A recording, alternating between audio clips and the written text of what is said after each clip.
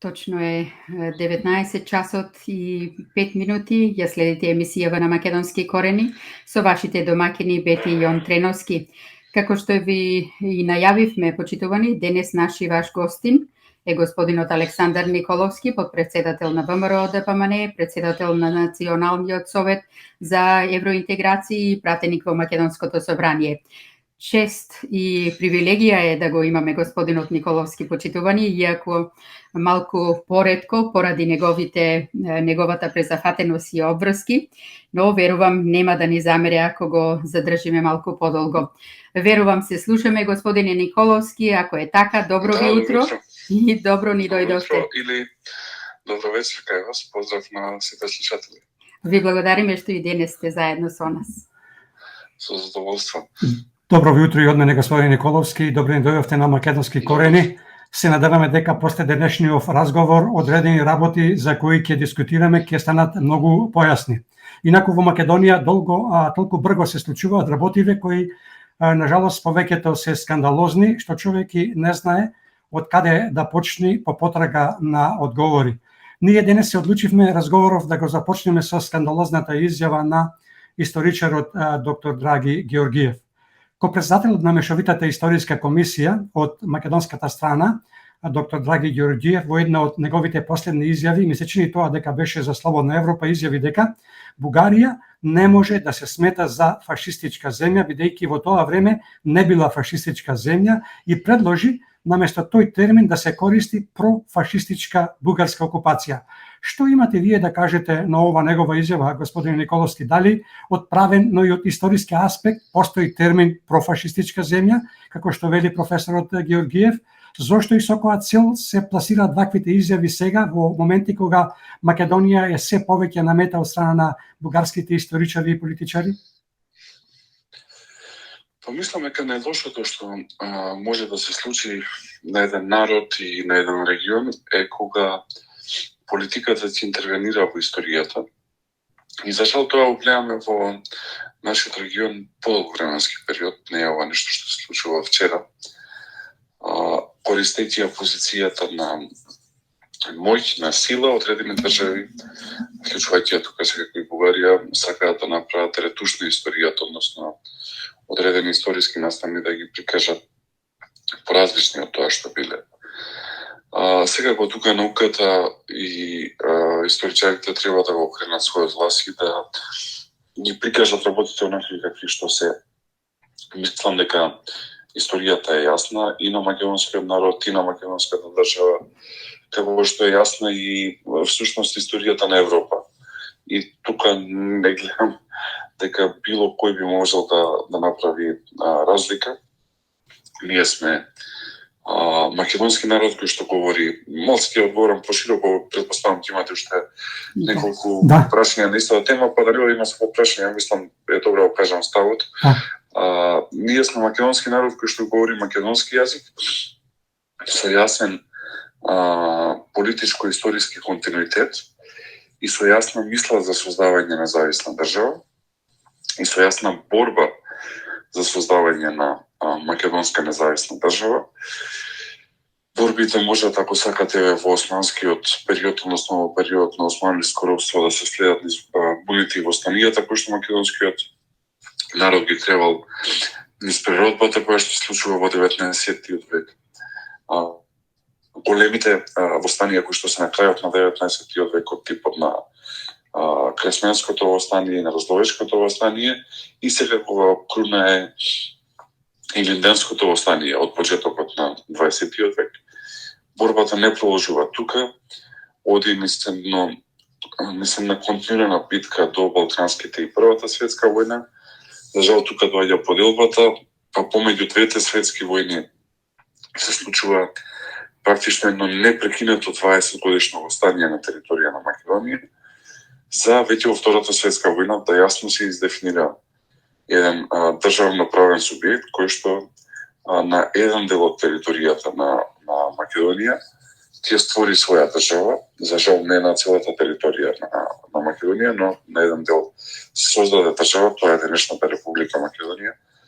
која што беше конститутивен елемент во поранешна Југославија, а со референдумот за независност од 1991 година стана независна држава.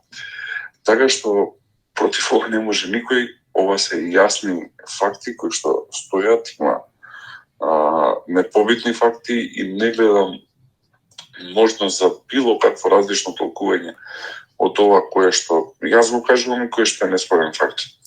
Дали ова негова изјава всушност се наава на она што веќе е договорено, а ова е првиот чекор кон она што би се рекло со усил да навикна македонската јавност, пред се македонскиот народ, на една ваква формулација? Дали ваквите изјави на Драги Ѓорѓиев може да се сватат како одработување и завршување на домашната задача, ако сака да стане член на МАНУ, како што се шушка во јавноста? Многу претпоставки има во вашето прашање, не би можел да шпекулирам. Сепак МАНУ е истоштално значајна институција и не мислам дека може да се манипулира членството таму. Јас баш вчера имав средба во МАНУ и имам наистина почит за Македонската академија на науки и уметности. А во однос на поставувањето на тези, тие не поминуваат кај македонскиот народ, да ги подсетам вашите слушатели, дека недалеку отиде и опит најголем направи Зоран Заев, кој што во ноември 2020 година во тогашно интервју за бугарскиот медиум, односно агенција БГНС, практично се обиде да ги слуши темелите на македонската држава. Тоа интервју најде на така жестока реакција, што мораше да се повлече.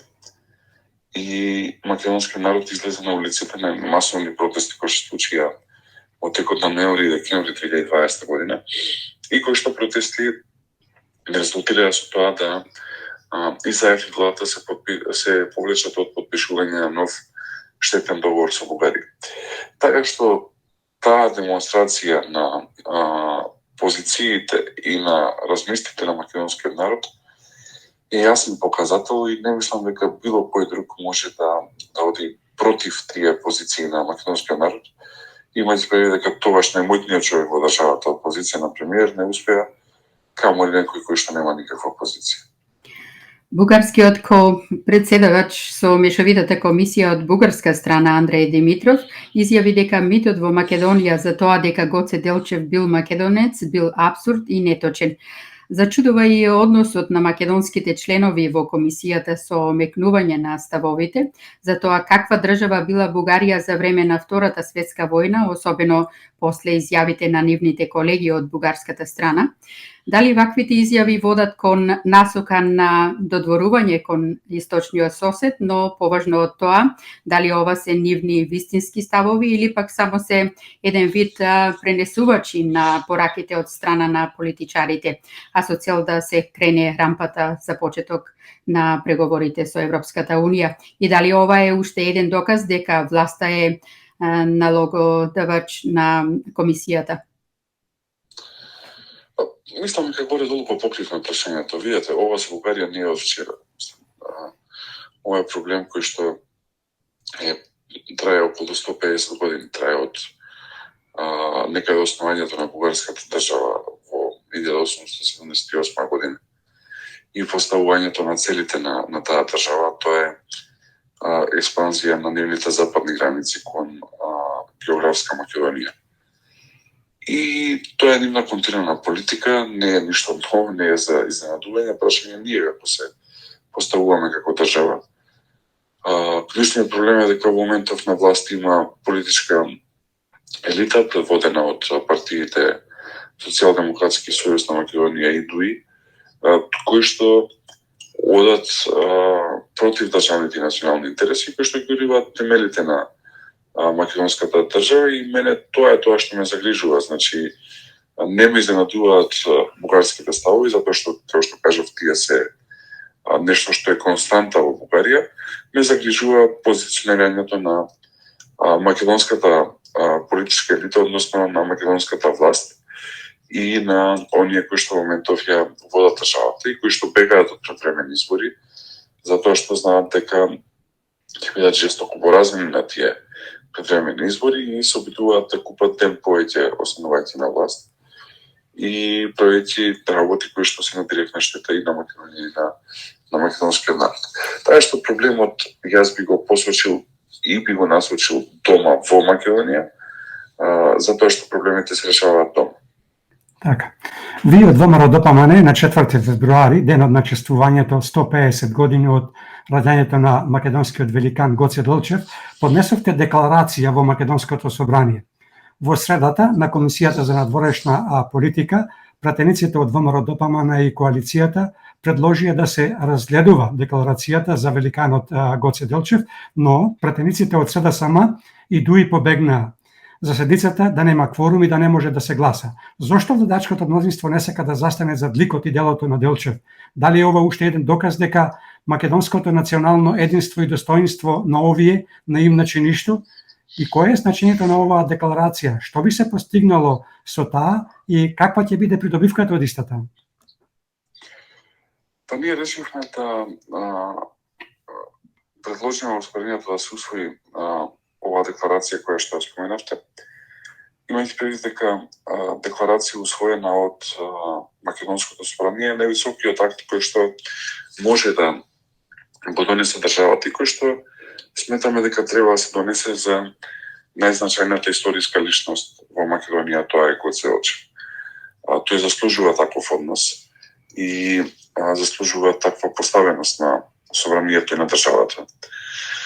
За жал, владеачкото мнозинство, предводено од СДСМ, реши да не гласа практично и да бегаат од гласање, со тоа што не сакаат да се соочат со срамот од нивниот чин и затоа воопшто се обидуваат да не почне расправата по однос на оваа точка, но не можат вечно да бегаат, има процедури во собранието како тоа се прави.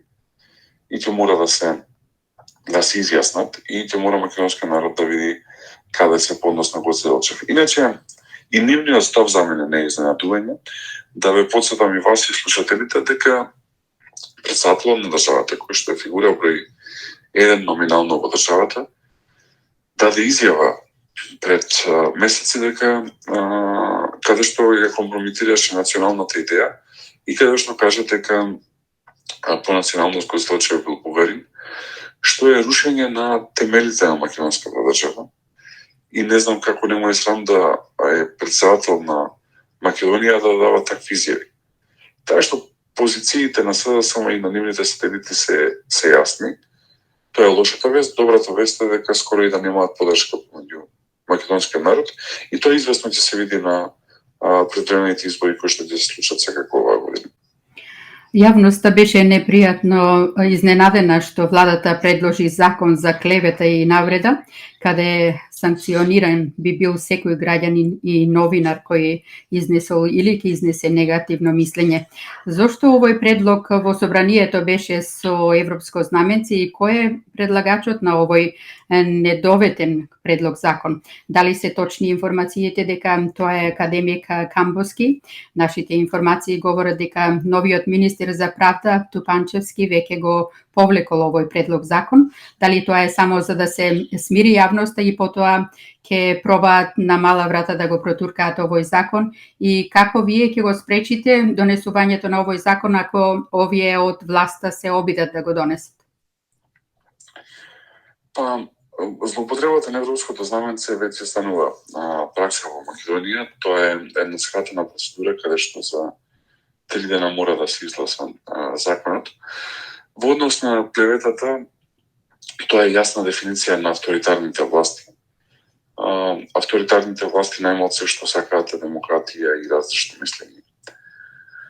И дури за мене и ова не е ново и не е изненадување, можеби знаат вашите слушатели, можеби не, јас сум на суд, односно ме тужат браќата Заеви и Вице Заев и Зоран Заев во однос на така наречена клевета. Така што од таа позиција јасно е дека тие не трпат критика затоа што ме тужат за изјави кои што јас сум ги дал како политичка фигура и како човек кој што настапува во јавност.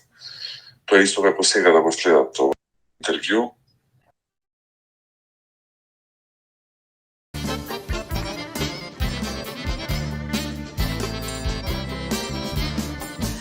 Сега е во ред. Да, сега е во ред, ќе ја запреме оваа песна. Господин Николовски, продолжете. Па не знам сега докаде ме слушна ја слушате. Да, ми се чини дека... Добро, можеме со следното прашање. Да, можеме следното прашање да одиме, момент само.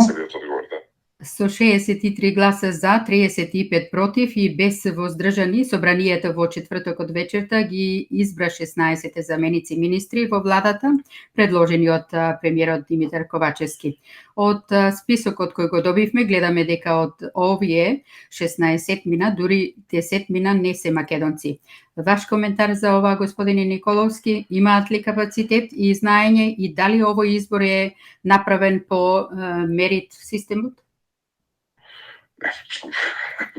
Нема што да коментирам за оваа влада, се работи за една влада која што е опит за спас на слободата на Зоран Заев. Тој е свесен дека ќе дојде време во кое што ќе треба да одговара за криминалот и злоделата кои што ги направили и се обидува да го одложи тоа време.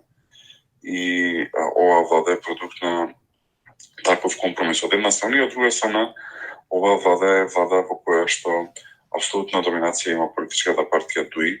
Ние многу отворено говориме за тоа што оваа политичка партија прави во Македонија. Може би следите изминатиот период имаме прилично отворени јасни позиции, изнесуваме информации во јавноста како практично се пустоши буџетот, како се трошат народните пари кои што се собираат низ даноци.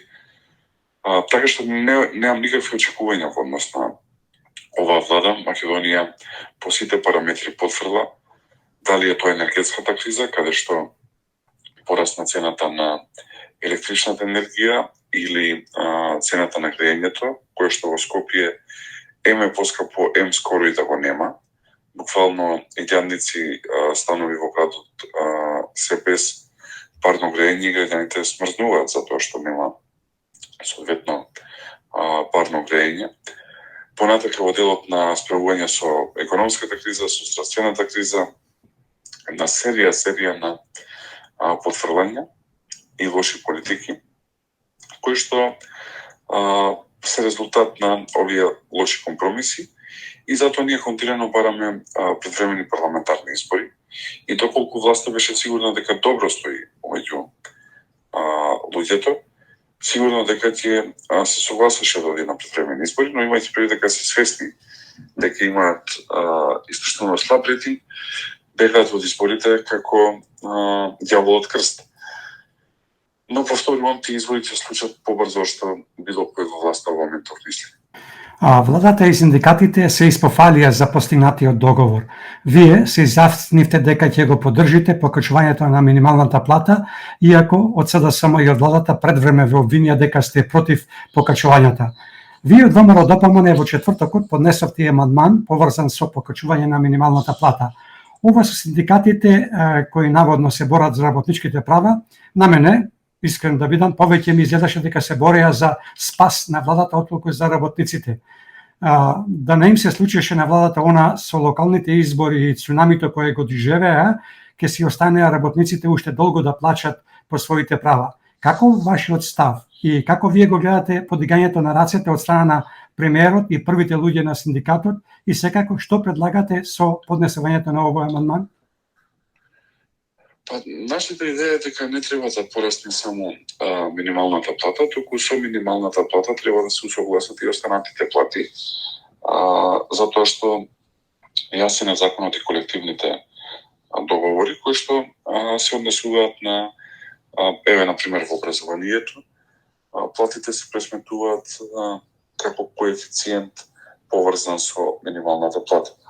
И ако например некој професор треба да зема 2,5 минимални плати, тогаш секако дека платата треба да порасне, затоа што во моментов платите не се усогласени, се исклучително ниски, например, во образованието.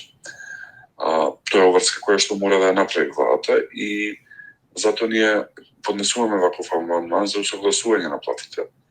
Гледаме дека од владата молчат, а молчат затоа што водат лоша економска политика и немаат доволно средства во буџетот за да реализираат тоа што ние го предлагаме. Но, еве, да не зборувам пред време, може би до отрачување на седницата на која што ќе се разговара за овој закон, може би ќе го променат својот став. Доколку тоа не се случи, тоа е дел од нашата изборна програма и ние ќе најдеме начин и ќе го направиме кога ВМРО ќе преводи владата, затоа што знаеме да водиме економски политики, знаеме да отвараме нови работни места, да постојните работни места добијат подобра плата и повисока плата и да добијат можност луѓето да достоинствено живеат. Сиромаштијата е огромна во Македонија, цените секојдневно поскапуваат, има една континуирана инфлација, скоро и да нема продукт кој што не е поскапен и тоа драстично поскапен. Не зборувам за 1 или 2%, зборувам од 10 до 100% поскапување и искомбинирано со енергетската криза, навистина тешко се живее во момента во Македонија. Председателот на Бугарија Румен Радев пред некој ден во Софија имаше средба со амбасадори на земите членки на Европската Унија. На таа средба Радев изјави дека очекува не само нови уверувања, туку и уставни гаранции за почитување на правата на македонските бугари преку нивно вметнување во преамбулата на македонскиот устав, заедно со останатите наброени делови од народи, како што вели тој. Тоа треба да се случи пред почетокот на преговорите за членство во Европската Унија на нашиот сосед, мислејќи на Македонија. Дали ова не е еден вид на ултиматум, господин Николовски, и каков е ставот на ВМРО ДПМН за барањето на источниот сосед, бугарите да се вметнат во преамбулата на македонскиот устав? Па, нашиот став е јасен, доколку Бугарија сака да има тој тип на односи со Македонија, мора да има реципроцитет, односно доколку Бугарија бара бугарите, кои што не се некоја значајно малцинство во Македонија, но еве сепак тие тврдат дека има некои кои што се изјаснуваат бугари, тоа е на крајот на денот основно човеково право да секој се изјасни како што мисли. Значи, доколку Бугарија смета дека бугарите треба да бидат дел од македонскиот устав, во тој случај мора и македонците да бидат дел од бугарскиот устав. Во оној момент кога Бугарија ќе е спремна да го отвори својот устав и да ги вметне македонците, кои што пред се живеат во делот на Пиринска Македонија, во сопствениот устав, тогаш можеме да разговараме и Македонија да ги вметне бугарите во својот устав. Во спротивно, тоа е неприфатливо, затоа што не може нешто да барате, а да не сте спремни истото да го направите дома, особено што Бугарија е земја членка и на НАТО и на Европската Унија. Тај што тука позицијата е многу јасна и мислам дека нема простор за било какво различно толкување. Кога тие ќе се спремни на еден ваков чекор, ние можеме да разговараме. А доколку не се спремни, тогаш мислам дека нема логика Македонија да прави чекори кои што другата страна не е спремна да ги направи сите дома. Со реизборот на Христијан Мицкоски за лидер на партијата донесовте и нова доктрина на партијата која е составена од 17 теми. Во таа нова доктрина е поместена и темата за диаспората. Неодамна господина Мицкоски ги прошири работните тела, вие и понатака останавте како подпредседател на партијата, честитки за тоа, ево да ги искористиме приликата, заедно со уште тројца.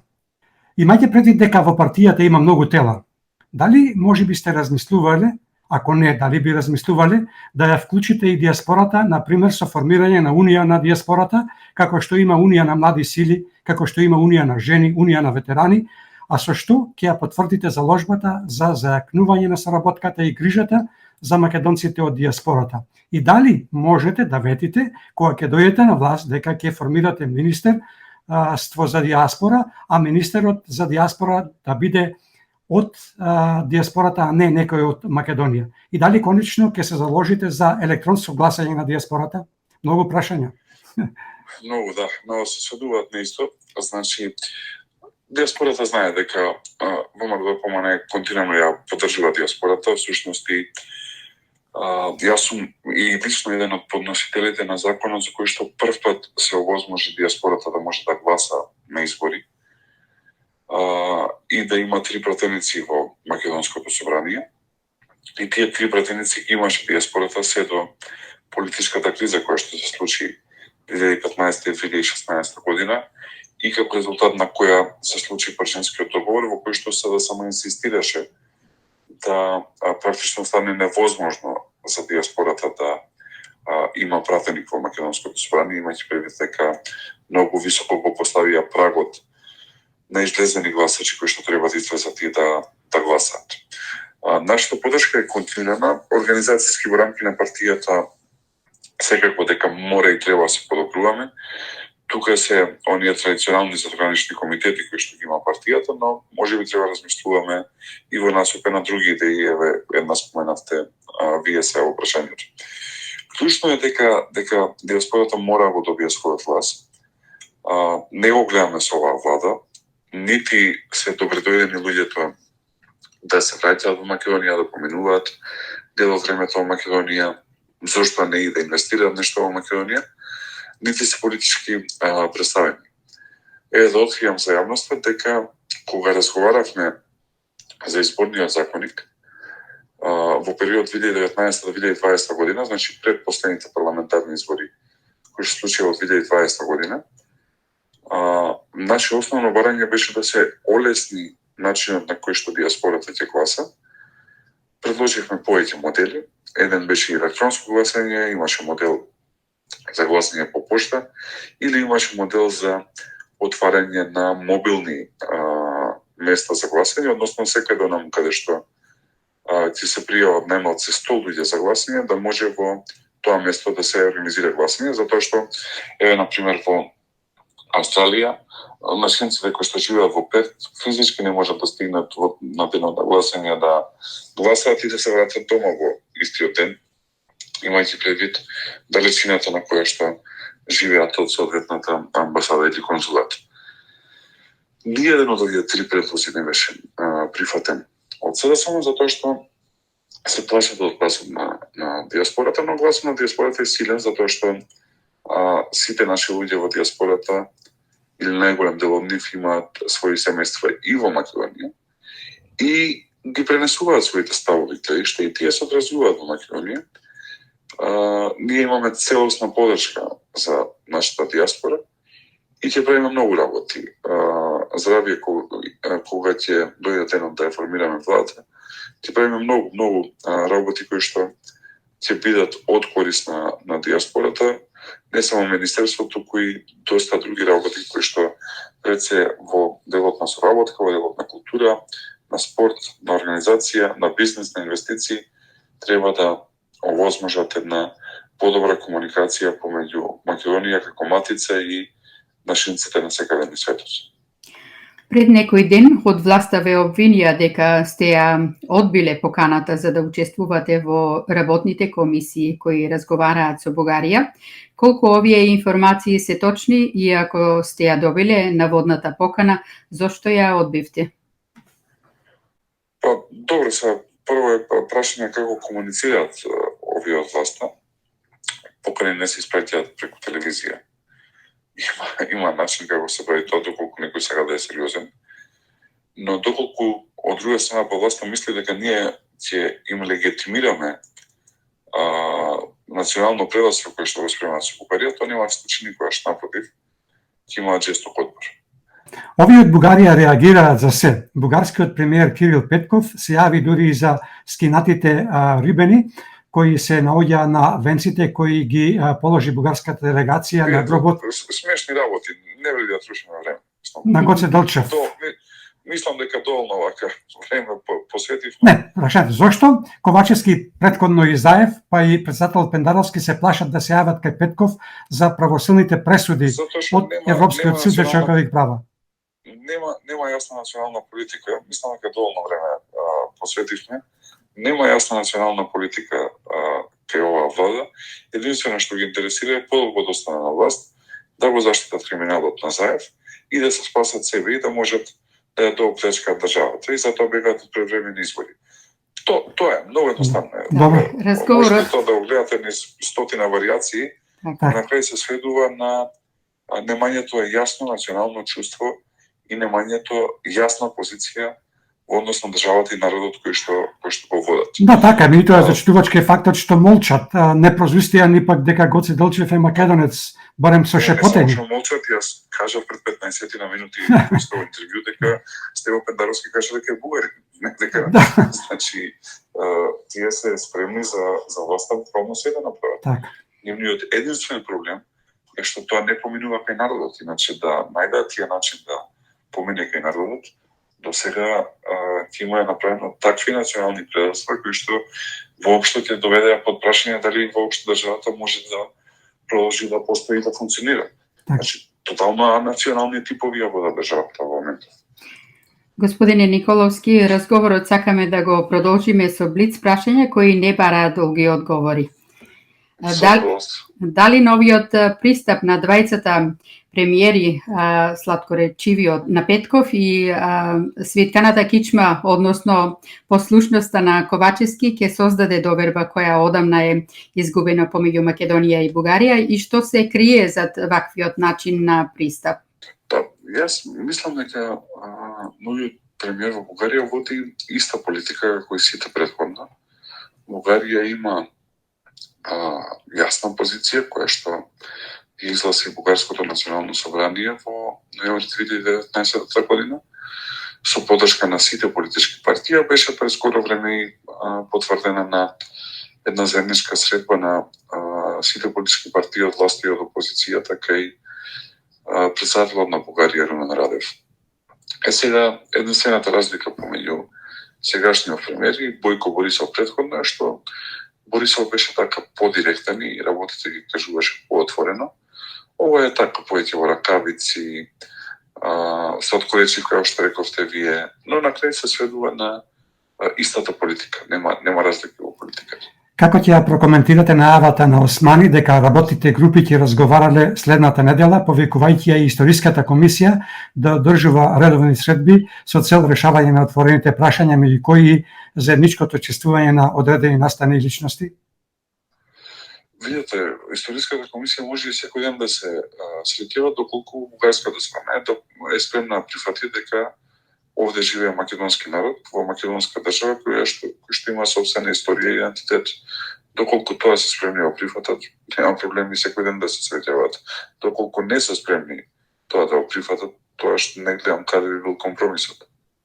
Како ќе го прокоментирате правдањето на Османи дека заедничкото чествување на 150 годишнината од раѓањето на великанот Гоце Делчев не било официјално, туку бугарската делегација случајно била во посета на Македонија по повод отворање на бугарската телеграфска агенција?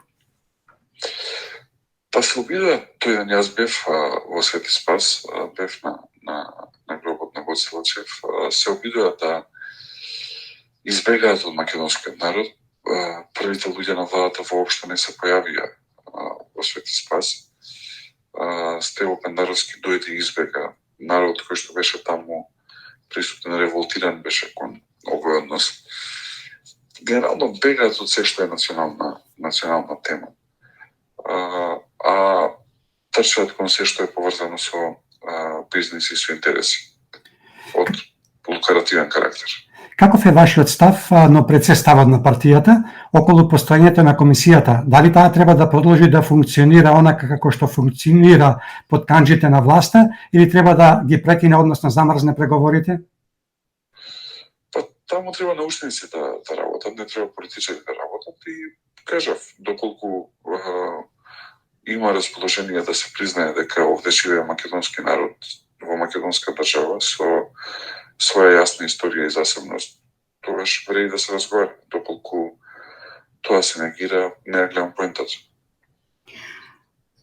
Дали се уште се надевате дека ќе издействувате предвремени парламентарни избори, зашто претходно спомнавте, и да се донаполните со ваше кажување, ваши планови кон остварување на таа цел, знаејќи дека овие од власта не сакаат да слушаат за тоа, дури не се сложуваат со вашата понуда за укинување на прашинската влада. Како вие го свативте нивното одбивање и од што се плашат?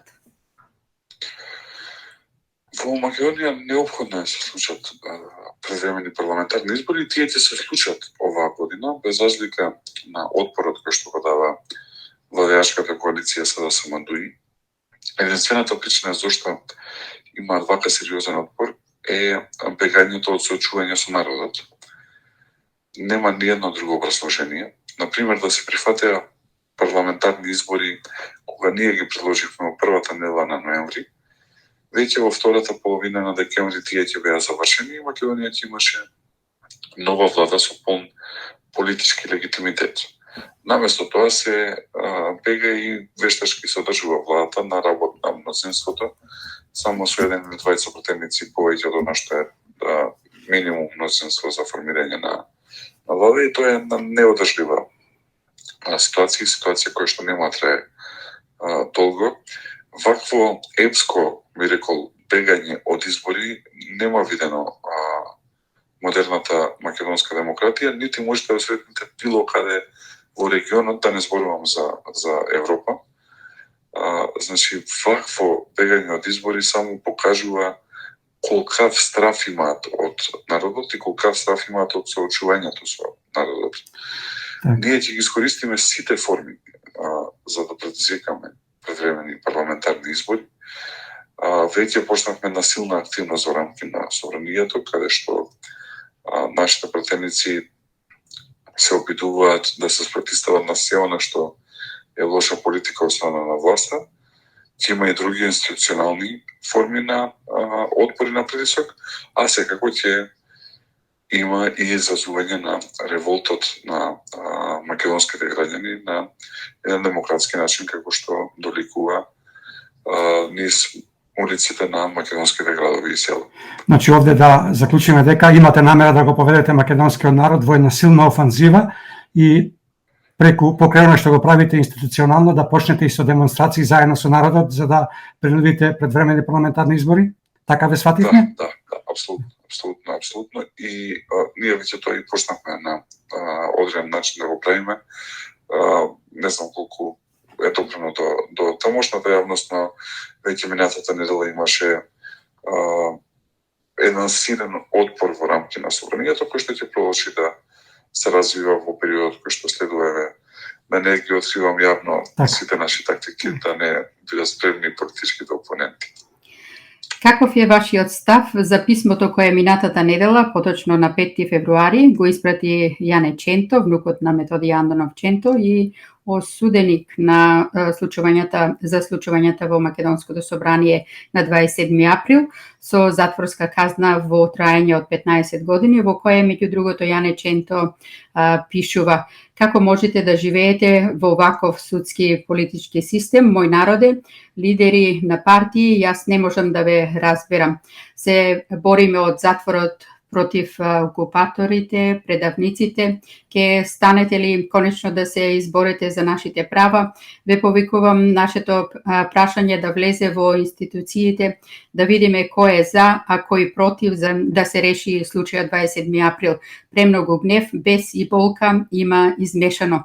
Се надевам дека оваа писмо ќе допре до сите од обични членови на партии, да побараат кај нивните повисоки структури дека е доста со нас, дека мора да се избориме за тие луѓе, да се качи на највисоко можно ниво сето ова што се случува со нас, да имаат слух политичките лидери, се работи за човекови животи и така натаму. Ваш став, господине Николовски, за овој повик? Па видите, случајот кој што го споменавте е класичен политички случај, е класична политичка одмазда. И според мене тие луѓе заслужуваат правда, не заслужуваат милост, затоа што тие луѓе неправедно се осудени. И кога некој е неправедно осуден, нема ниеден друг начин освен да ја добие правдата. Многу брзо со промената на власта мислам дека ќе се ослободат институциите.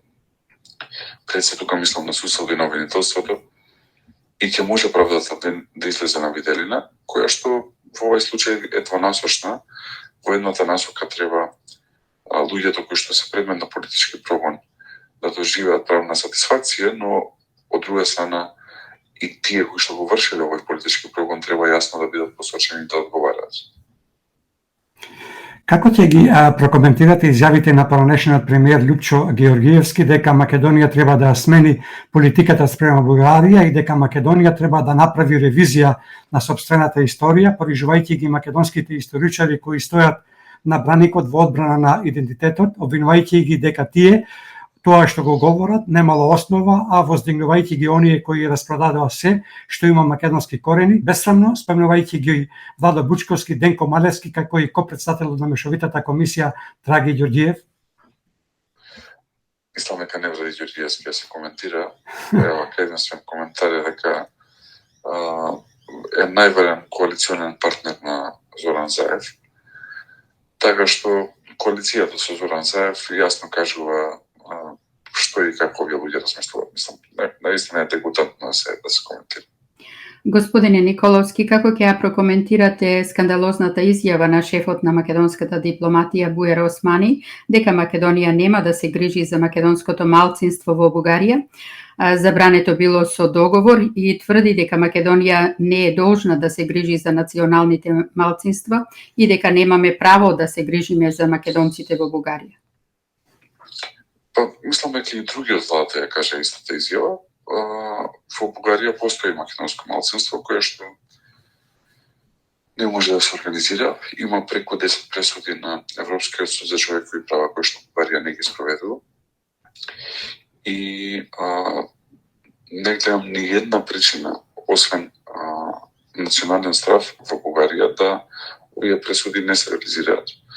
А тоа што во Македонија има министри кои што имаат таков став, покажува за какви луѓе се работи и ќе ги суди историјата. Ова ќе остане како влада која што ќе е најтемно и најцрно оценета во македонската историја, како што апсолутно Зоран Заев ќе остане во македонската историја како најлош премиер во историја на државата.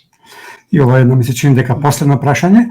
Каков е вашиот став со преседанот кој што се случи на седницата на Комисијата за политички систем и односи со заедниците, на која седница требаше да се разгледуваат неколку закони, а кои дел од нив се со европско знаменце, пред се предлог законот за јавни суди и обвинители. Зошто се носат овие закони со европско знаменце пред се, како што реков оној предлог, закон за јавни суди и обвинители, и кога сме кај комисиите, сакам да ве прашам и за Комисијата за култура, на која председател е Кастриот Реджепи, кој го нема никаде да свика седница, барем пред одбележувањето на 150 годишнината од доаѓањето на македонскиот великан Гоце Делчев. Некако му стана во навика да исчезнува кога е најпотребен. Дали знаете по која причина не закажува седници на комисијата и поважно тоа е дали случајно дознавте каде бил чуван пратеникот на Беса Кастриот Реджепи кога во ноември лани не се појави на собраниската седница на која требаше да се гласа за доверба на владата? Кастриот Реджепи беше киднапиран на денот на гласање. Тоа не сака да го признае ни тој ни тие кои што го киднапиран, но тоа е факт. И тоа беше единствената причина зашто не се појави во собранието. Инаку тоа подржа иницијативата за гласање на доверба на владата. И тој беше 61-виот кој што се подпиша всушност на таа иницијатива. Значи сакаше условно кажано да биде тој со чие што глас се одлучува. И немаше ни една логика во неговото променето однесување, освен тоа што се случи, затоа што доколку, например, во меѓувреме се премислил во тие 3 дена од поднесување на иницијативата до гласање на недоверба на владата, можеше да дојде во собранието и да гласа за останување на владата, или можеше да дојде во собранието и да држи пресконференција на која што ќе каже дека мисли дека владата на Заев е добра. Но наместо тоа исчезна, а исчезна затоа што некој не бил сигурен како ќе гласа дента во собранието и потоа ја доби онаа позната понуда од латиноамериканските крими филмови Плата у пломо, односно сребро или олово, и очигледно го избрал среброто и затоа го направи тоа што го направи. Во меѓувреме до мене дојде сознанија дека на денот на гласање бил чуван во премиерската вила на Водна, која што е државен објект. Точно е дека премиерот ја користено, таа не е приватен, туку е државен објект и тоа е директна злоупотреба на државни ресурси и е тешко кривично дело, затоа што пратеник кој што е највисок орган во државата да биде чуван во државен објект е кривично дело и затоа ќе има одговорност. И самиот Кастрио Реджепи еден ден после мојата изјава практично ја потврди мојата изјава со тоа што не демонтираше дека бил таму. И на тој начин се потврди каков авторитарен режим во моментов владее со Македонија, кој што единствено што размислува е да го заштити криминалот.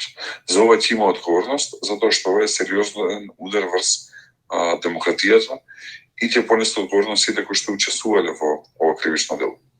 И еве сосема за крај, како ќе ја прокоментирате изјавата на шефицата на бугарската дипломатија Теодора Генчовска за БНР, која покрај другото рече ќе бараме и да започне процес за осовременување на наставните програми во Република Македонија? Кажав, веќе дебутантно станува да ги коментираме. Проблемот е зашто ние не бараме да се осовременат наставните програми во Бугарија.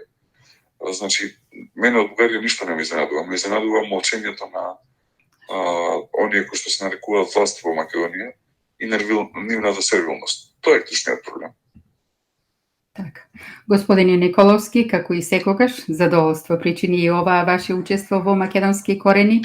Верувам нашите слушатели со внимание не ги слушаја и покрај прекинот што го имавме. Ви благодариме, имајте си убав викенд, пријатно до слушање и до видување во некое догледно време овде на Македонски корени. Благодарам, беше задоволство. Поздрав на сите што не слушаат и до следно слушање. Пријатно, Се до најдобро слушање. вас. Пријатно, До видување.